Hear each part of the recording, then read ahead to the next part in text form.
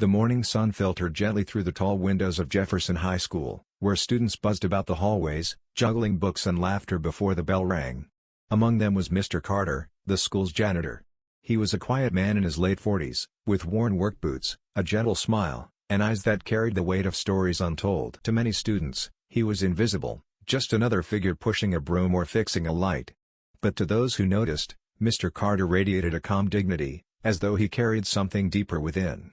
On one particular afternoon, in a calculus classroom crowded with restless students, the teacher, Mr. Reynolds, sought a moment of entertainment. Spotting Carter mopping near the doorway, he smirked. "Hey, Mr. Carter," he called loudly enough for the class to hear. "Why don't you solve this equation for us?" His voice dripped with sarcasm, the kind that made students snicker before they even saw what was happening. The chalkboard was filled with a monstrous calculus problem, the kind students wrestled with for hours. The challenge was meant as a joke, a way to amuse the class at the expense of a black janitor whom few believed could possibly know the answer. The room filled with laughter, some students covering their mouths while others openly mocked the absurdity of the suggestion. Mr. Carter stood still for a moment, gripping the mop handle, his eyes scanning the faces of the young teenagers and their teacher. He had been in this building long enough to know the silent ways prejudice dressed itself up as humor.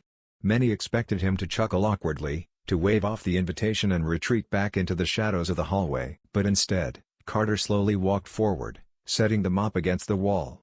He didn't look at the smirking teacher or the snickering students. His eyes fixed on the chalkboard, on the series of symbols and variables dancing across its surface. He picked up a piece of chalk, his hands surprisingly steady. The room hushed slightly, curiosity mingling with mockery. With measured calm, he began writing. Each line flowed with precision, each step unfolding a solution that seemed almost effortless. Whispers spread among the students. Their eyes widened as the janitor broke down the intimidating problem with ease, his chalk gliding as though he had solved equations like this countless times before. Within minutes, the answer stood complete: silence. That was the first reaction. The laughter had evaporated, replaced by stunned disbelief. Carter placed the chalk neatly on the ledge and turned back toward the class. Not a word came from the students who, moments ago, had been roaring with amusement. Even Mr. Reynolds, whose smirk had fueled the joke, found himself frozen. He glanced at the board, double-checking Carter's work, only to realize the solution was not just correct, it was flawless. A nervous cough broke the silence, followed by an awkward shifting of chairs. One student whispered, "How did he do that?" Another muttered, "Is he, like, a math genius?" Carter said nothing. His silence carried more weight than any boast could. He simply retrieved his mop, nodded politely, and began to exit the classroom. Yet the silence clung to everyone like a heavy fog. The humiliation did not belong to Carter, it belonged to those who had doubted him. The story began to spread within hours. Students whispered in the cafeteria, teachers exchanged astonished looks in the staff room, and within a day, nearly the entire school knew, the janitor had solved the impossible calculus problem, something even the top students struggled to manage. Rumors transformed into questions. Who was Mr. Carter, really? Some dug into old yearbooks and discovered that decades ago, before life had taken a different path, Carter had been a rising mathematics prodigy.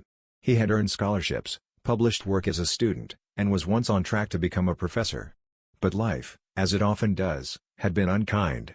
Family tragedies, financial burdens, and systemic barriers had pushed him away from his academic dreams and into custodial work. Yet his love for numbers had never left him. Every equation he solved on scraps of paper during lunch breaks, every late-night book he borrowed from the library, had kept his mind sharp.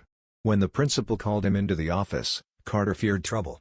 Instead, he was met with respect and curiosity. Word had spread so quickly that local media had begun asking about the janitor genius. At first, Carter resisted the attention. He didn't seek fame or pity.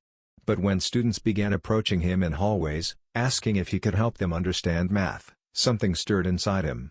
For the first time in years, he realized his gift had power, not just for himself, but for those eager to learn. The incident that began as a cruel joke transformed into a story of dignity and respect.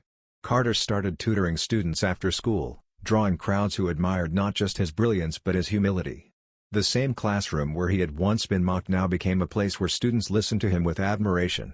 As for Mr. Reynolds, he could not undo the damage of his insult, but he was forced to face the consequences of underestimating a man because of his uniform and skin color.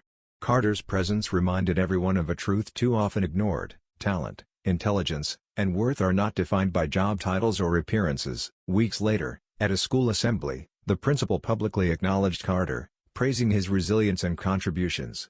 The applause that filled the auditorium was not just for solving an equation, but for revealing the injustice of prejudice and the strength of silent perseverance. Carter stood quietly, his eyes glistening. He hadn't needed to prove himself, but when forced, he had done so with grace that left an entire school changed forever. And in that moment, the janitor became more than a custodian of floors, he became a custodian of dignity, courage, and truth.